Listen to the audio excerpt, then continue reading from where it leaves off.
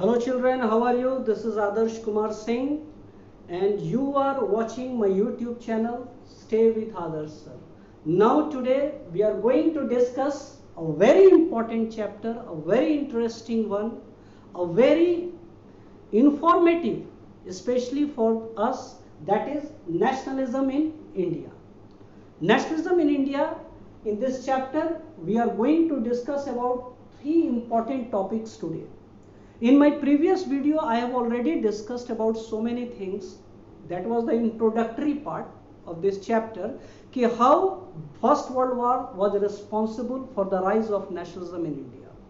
उस चैप्टर में हमने यह भी डिस्कस किया था कि when the India was going through a pathetic phase, when the Indians were struggling to get their independence, when Indians were facing a lot of hardship during the First World War, उसी समय Indian political scenario में एक charismatic personality का आगमन होता है and that was nobody else than Mahatma Gandhi, the father of the nation.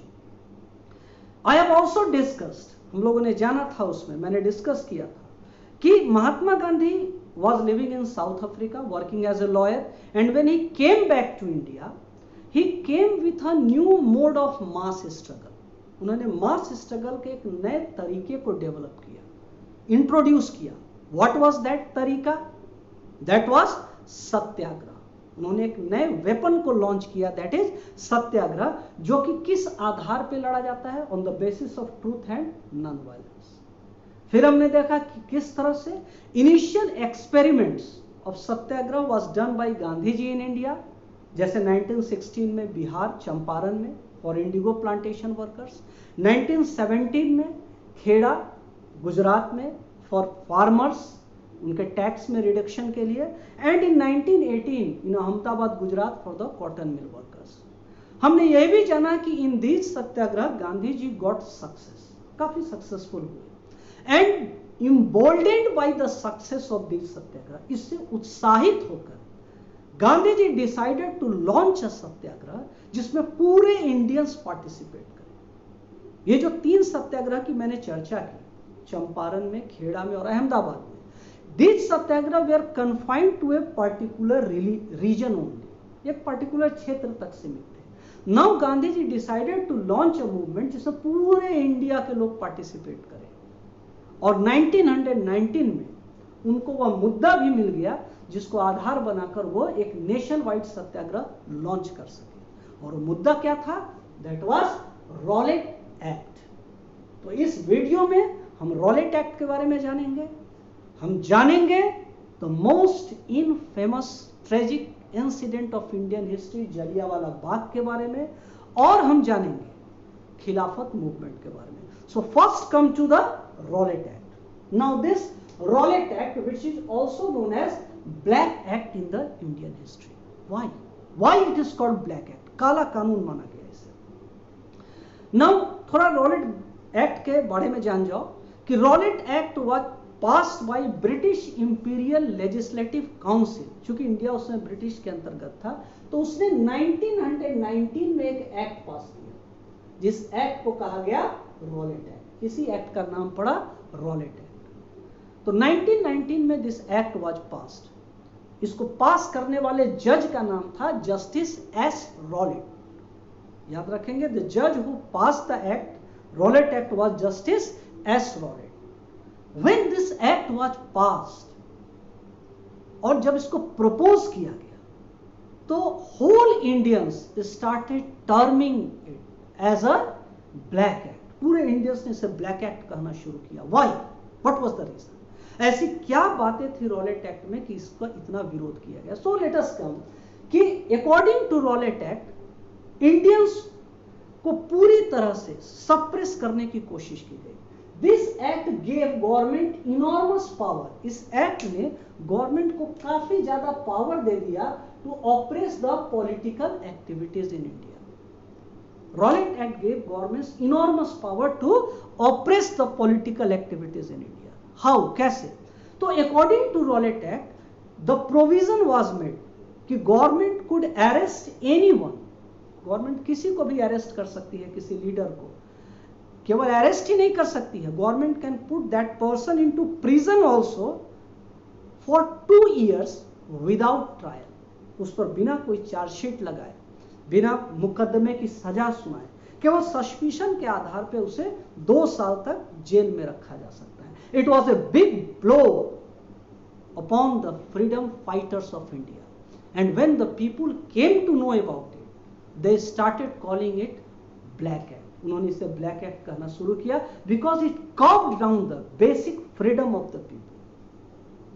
When Gandhi ji heard about this, तो गांधी जी ने भी इसका अपोज करना स्टार्ट किया। Gandhi ji also started opposing the Rowlatt Act, उन्होंने अपोज किया and he decided to launch a movement. उनको मुद्दा मिल गया कि अब रॉलेट एक्ट ही वह मुद्दा है जिसके आधार बना के हम नेशन वाइड सत्याग्रह को जाएंगे।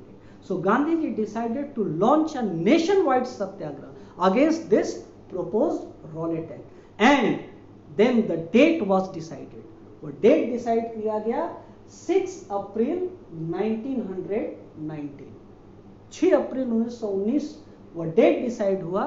That was decided for the proposed Rowlatt Act सत्याग्रह, जो उसके खिलाफ सत्याग्रह होना था उसके लिए date decide हुआ।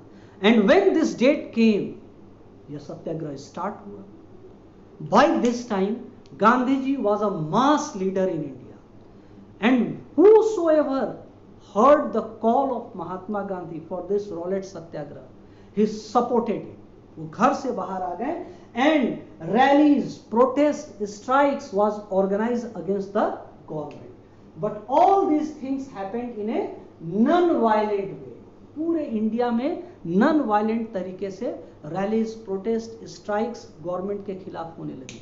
People came out in the streets, they started erecting barricades, raising slogans against the government, but mind it, all these things were happening in a non violent, but government has something else in their mind. सरकार के दिमाग में कुछ और थी। उन्होंने सोचा किस तरह से इस सत्याग्रह को बंद किया जाए, और उन्हें केवल एक तरीका आता था, to suppress it by power. नतीजा, पुलिस केम इनटू एक्ट। जहां जहां रैलीज होती, सत्याग्रह होते, लोगों पर लाठी चार्ज किया जाने लगा, यहां तक कि गोलियां तक चला दी गई। People were protesting in a non violent way, but government was becoming brutal and brutal day by day. ऐसा ही एक केस हुआ अमृतसर में। Amritsar is a city in Punjab. Amritsar में इसी रॉलेट सत्याग्रह के कारण एक पीसफुल प्रोसेशन जा रहा था। लोग शांतिपूर्ण तरीके से गवर्नमेंट के खिलाफ नारेबाजी कर रहे थे, प्रोटेस्ट कर रहे थे, स्ट्राइक्स कर रहे थे। Suddenly police came and police opened fire on the innocent crowd. काफी लोग मारे गए। This provoked the people and people become violent. निर्दोष प्रोसेशन पे जब गोलियां चली तो people become violent, and when the people become violent, when the situation become out of control, government got the opportunity to impose martial law in the city. In the city of Amritsar, martial law was imposed. और इसी martial law से related है हमारा next topic, that is Jallianwala Bagh incident. तो इसके बाद martial law impose कर दिया गया अमृतसर में। What is martial law? Martial law is a condition when the fundamental rights of the people are seized.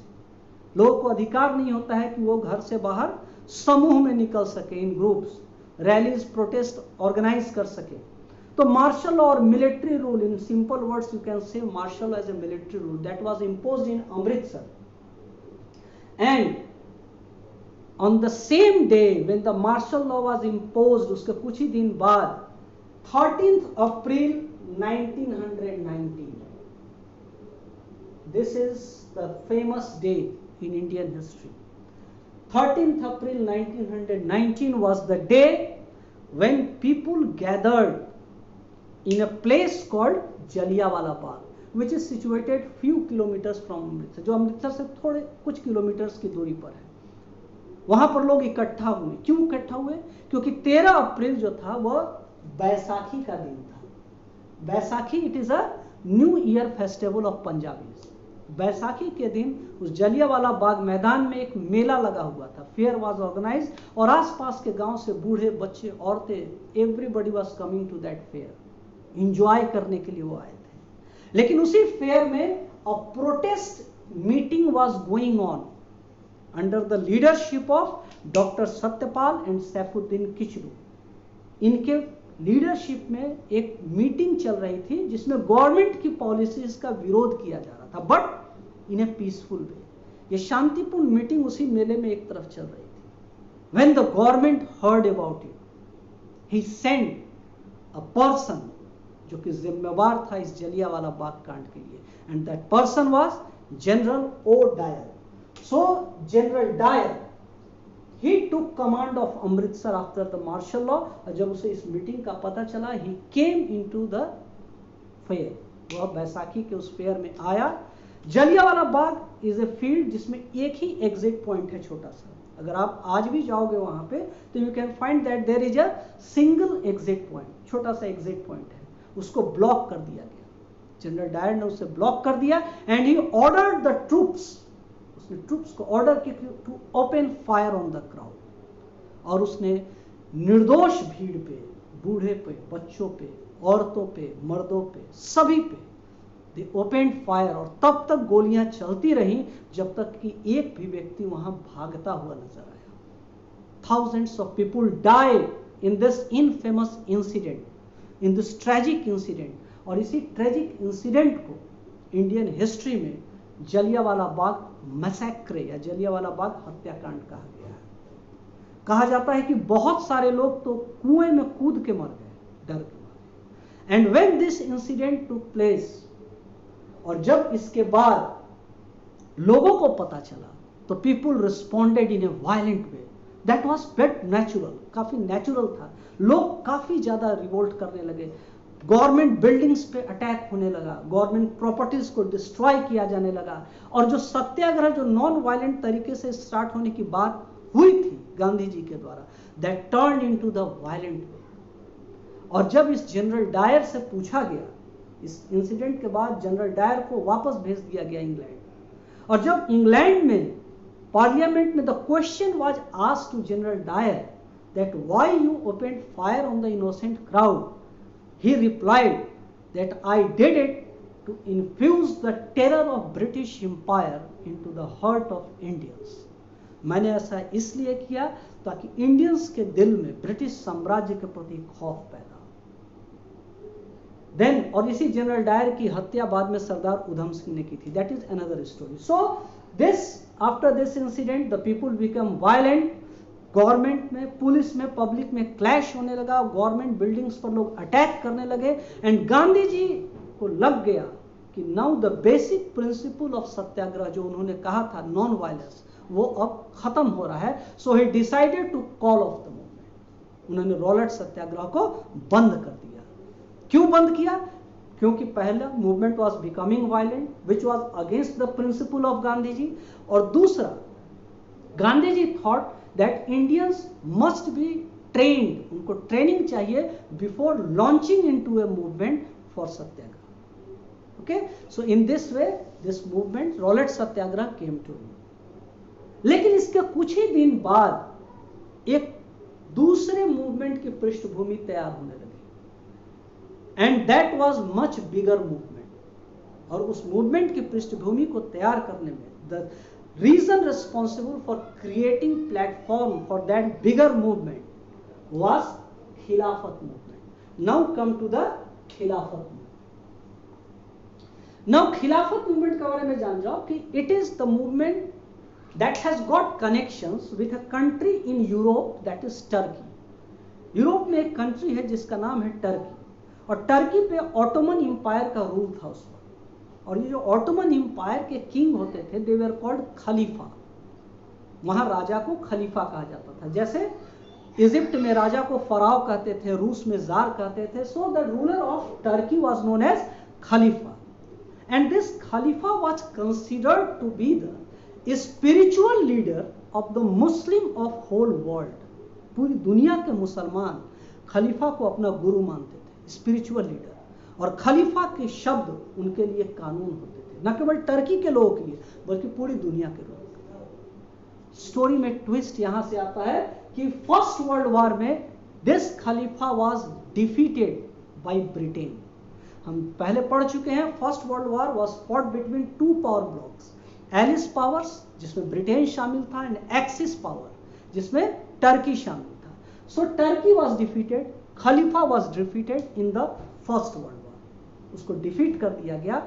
और उसके बाद all over the world a rumour spread, एक र्यूमर स्प्रेड हुआ, अफवाह फैली कि डिफीट करने के बाद खलीफा पे एक harsh and humiliating treaty impose की जा रही है। पूरी दुनिया में यह र्यूमर फैल गया कि Britain is going to impose a harsh and humiliating treaty on खलीफा, and this was taken as the insult by the Muslim of whole world. खलीफा के इंसल्ट को पूरी दुनिया के मुसलमानों ने अपना इंसल्ट समझा, because Khalifa was the spiritual leader of the Muslim of whole world. Everywhere in the world, जहां जहां मुसलमान थे, they started protesting against the government, government के खिलाफ वो प्रोटेस्ट करने लगे।